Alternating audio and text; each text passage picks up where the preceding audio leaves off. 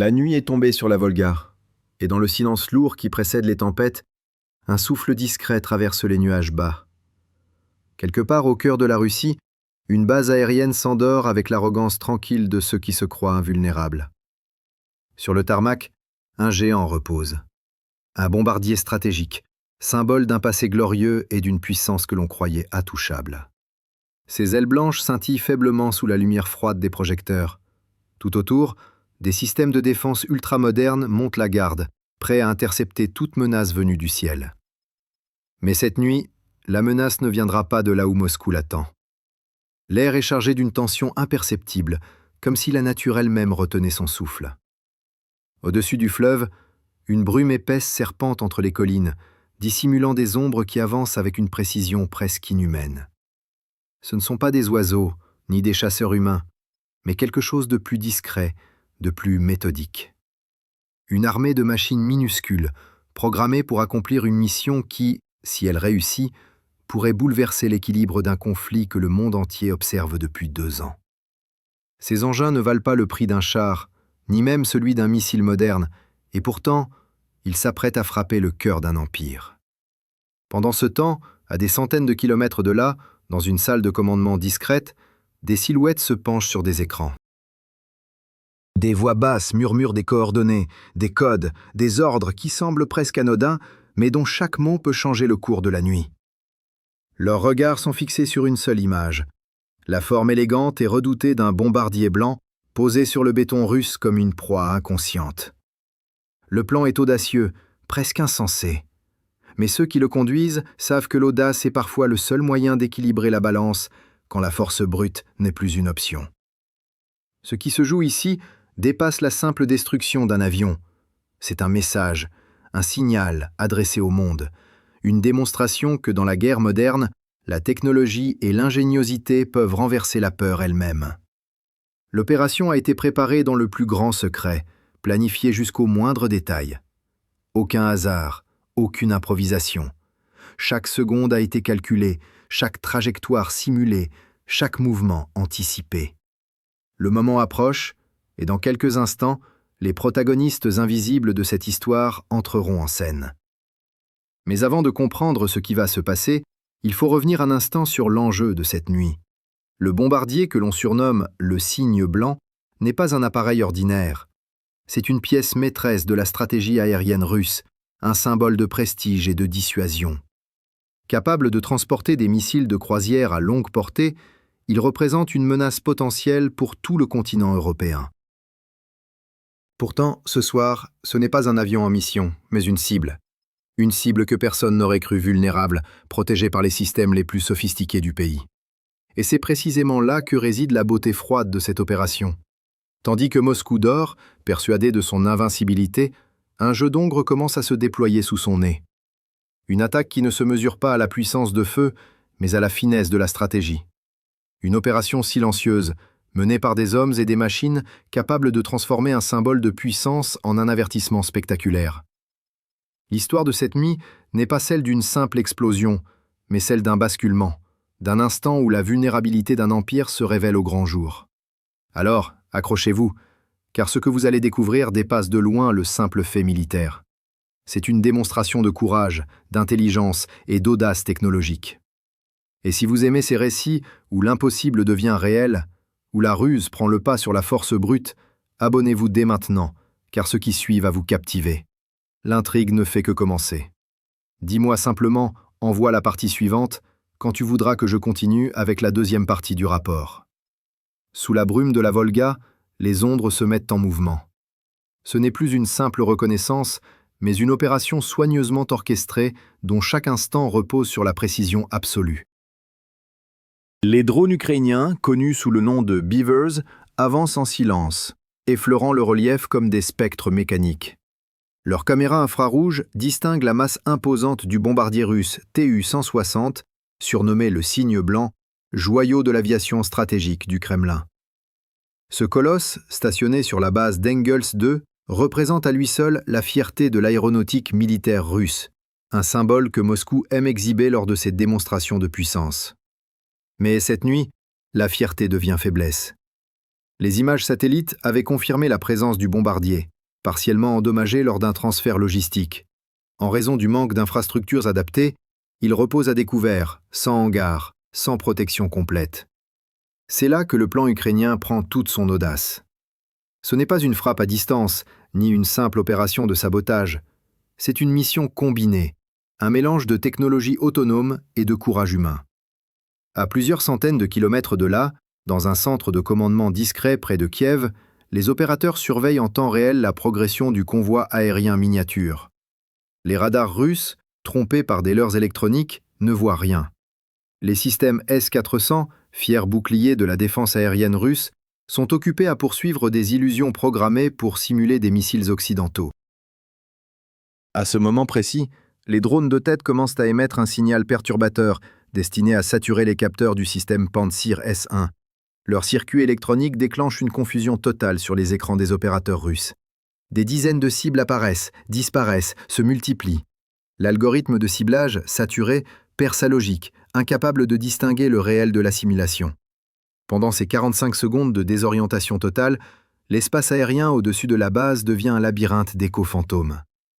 C'est dans ce court instant de chaos que le cœur de l'opération entre en scène.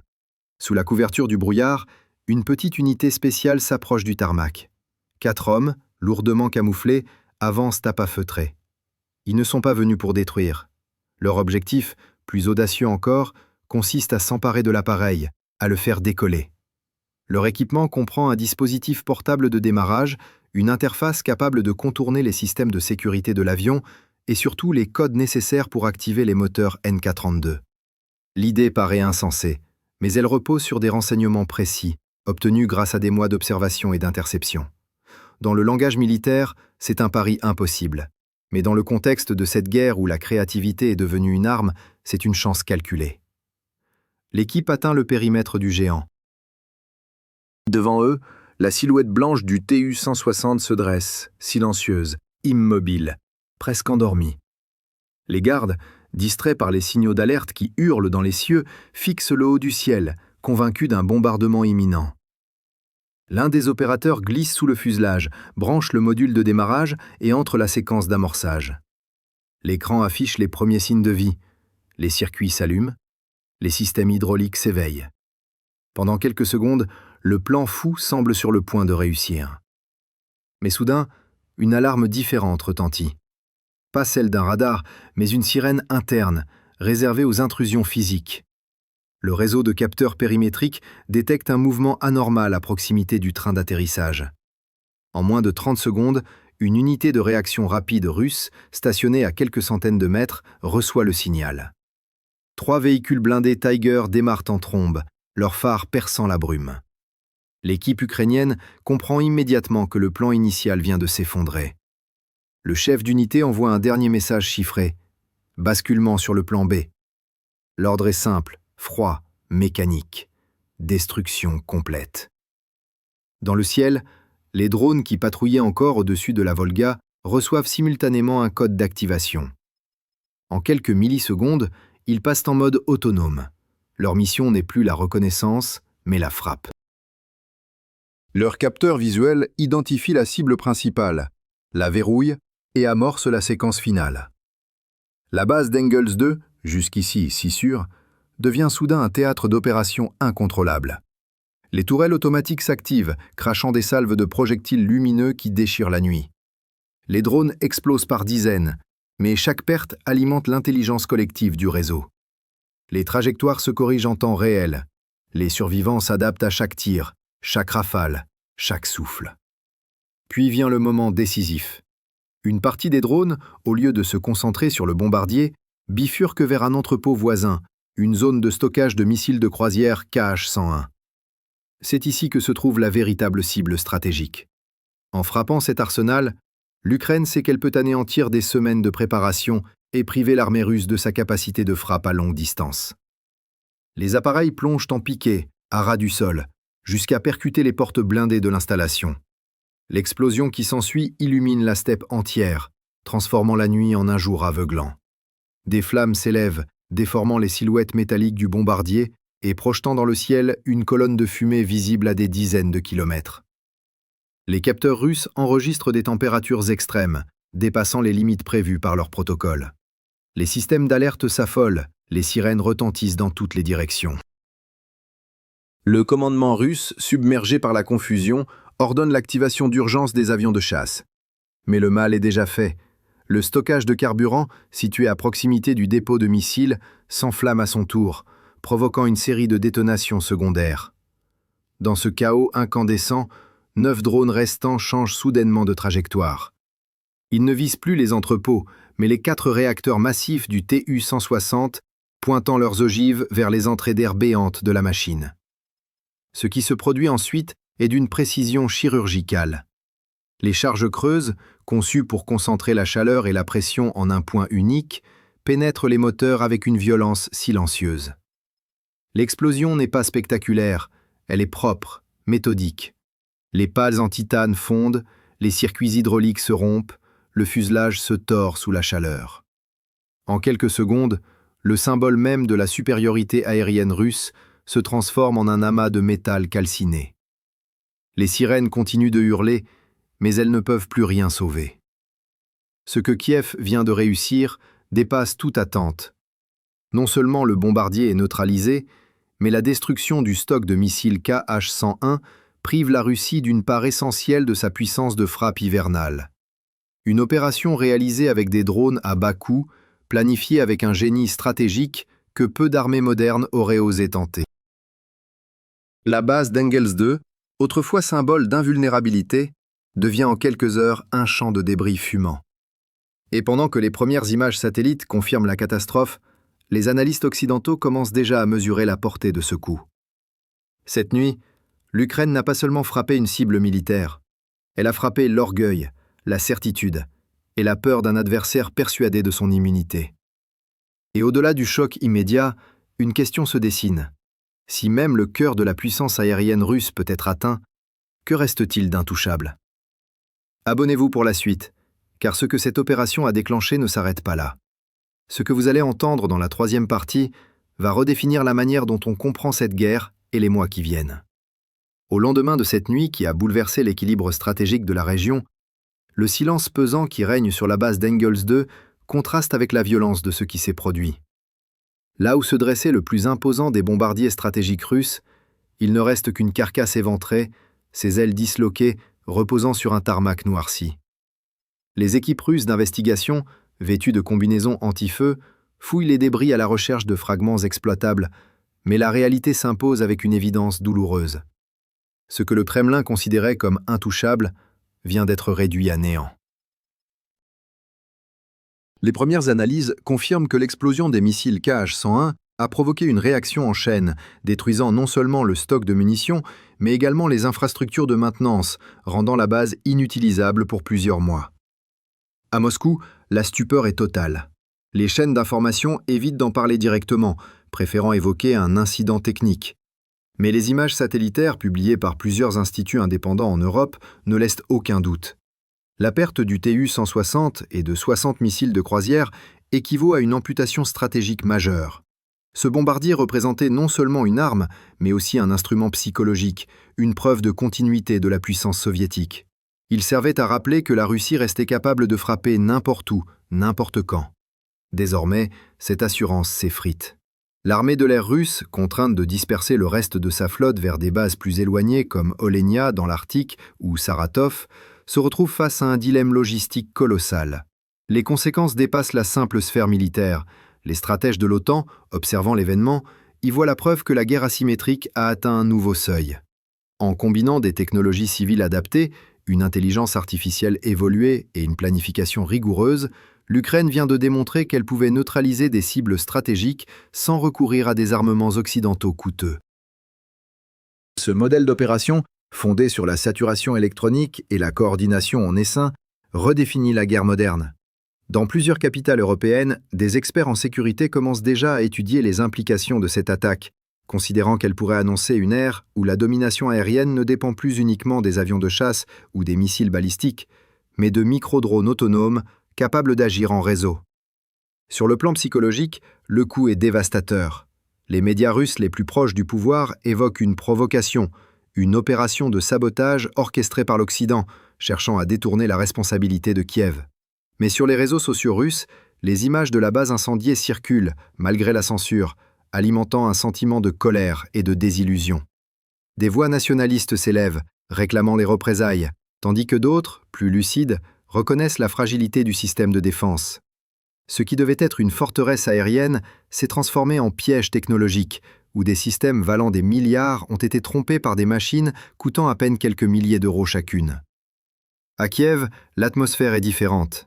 Sans triomphalisme, le gouvernement ukrainien se garde bien de confirmer officiellement son implication, mais les signaux sont clairs.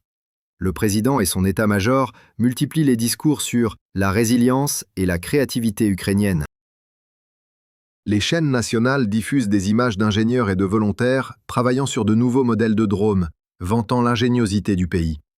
L'opération n'a pas seulement détruit un avion et des missiles, elle a renforcé la confiance nationale. Dans les rues, les conversations tournent autour de la même idée. Si un appareil aussi mythique que le Tu-160 peut être touché, alors plus rien n'est impossible. Dans les milieux militaires occidentaux, on parle désormais d'une révolution tactique. Des experts britanniques et américains comparent ce raid à la bataille de Midway ou à la destruction du cuirassé Bismarck, des moments où la stratégie et la technologie ont supplanté la puissance brute. Le concept de guerre algorithmique prend forme. Des machines capables d'apprendre en temps réel, de modifier leur trajectoire et d'optimiser leur efficacité sans intervention humaine directe. Ce qui s'est produit au-dessus de la Volga marque peut-être la première démonstration grandeur nature de cette nouvelle doctrine. Les conséquences diplomatiques ne tardent pas. Moscou convoque des réunions d'urgence, dénonce une implication étrangère directe, tout en ordonnant une inspection complète de ses systèmes de défense aérienne. Les failles mises à jour à Engels II rappellent douloureusement les erreurs structurelles d'un appareil militaire engourdi par des décennies de bureaucratie et de certitude. Plusieurs officiers sont relevés de leurs fonctions, d'autres sont interrogés. L'onde de choc interne est violente. Le ministère de la Défense promet une réponse adaptée, mais en coulisses, l'inquiétude grandit. Les ingénieurs russes savent que remplacer les moteurs NK-32 détruits nécessitera des mois, peut-être plus, car les chaînes de production, frappées par les sanctions internationales, fonctionnent déjà à flux tendu. Les analystes économiques soulignent un autre aspect du drame, le coût de l'opération ukrainienne comparé aux pertes russes. Pour quelques millions de dollars investis dans des drones produits localement, l'Ukraine a infligé des dommages estimés à plus d'1 demi-milliard. C'est une démonstration d'efficacité que peu d'armées peuvent revendiquer. En Occident, cette asymétrie attire l'attention. Plusieurs programmes de recherche accélèrent leurs travaux sur les essaims autonomes, conscients que l'avenir du champ de bataille appartient à ceux qui sauront exploiter cette intelligence distribuée. Mais au-delà de la technique et des chiffres, il reste l'humain. Cette nuit-là, dans la salle de contrôle ukrainienne, les opérateurs ont regardé les signaux s'éteindre un à un, non avec jubilation, mais avec une gravité silencieuse. Ils savaient que chaque succès tactique est aussi un rappel du prix de la guerre. À la fin de la séquence, quand les caméras thermiques ont cessé d'émettre et que les drones ont disparu dans la lumière du brasier, il n'y a pas eu d'applaudissements. Juste un long silence, chargé de fatigue et de conscience. Et pourtant, malgré la destruction, malgré la douleur, un sentiment d'inflexible détermination s'est levé de ses cendres. L'Ukraine venait de prouver au monde que la technologie pouvait être une arme d'égalité, que l'intelligence et la volonté pouvaient briser les murs de la peur, que face à un adversaire colossal, un esprit libre et inventif pouvait toujours trouver un moyen. Ce qui s'est passé sur la Volga restera dans l'histoire non comme un simple épisode militaire, mais comme un tournant. Un moment où David, une fois encore, a su frapper Goliath non par la force, mais par la ruse, la science et la foi dans sa propre cause. Et tandis que les ruines d'Engels II fument encore, une leçon s'impose à tous les observateurs. Dans le monde moderne, la guerre ne se gagne plus par le poids des bombes, mais par la légèreté des idées. Si cette histoire vous a captivé, si vous pensez que le courage et l'innovation peuvent encore redéfinir l'avenir, abonnez-vous et restez attentifs. Car les prochains mois s'annoncent décisifs. D'autres opérations, d'autres révélations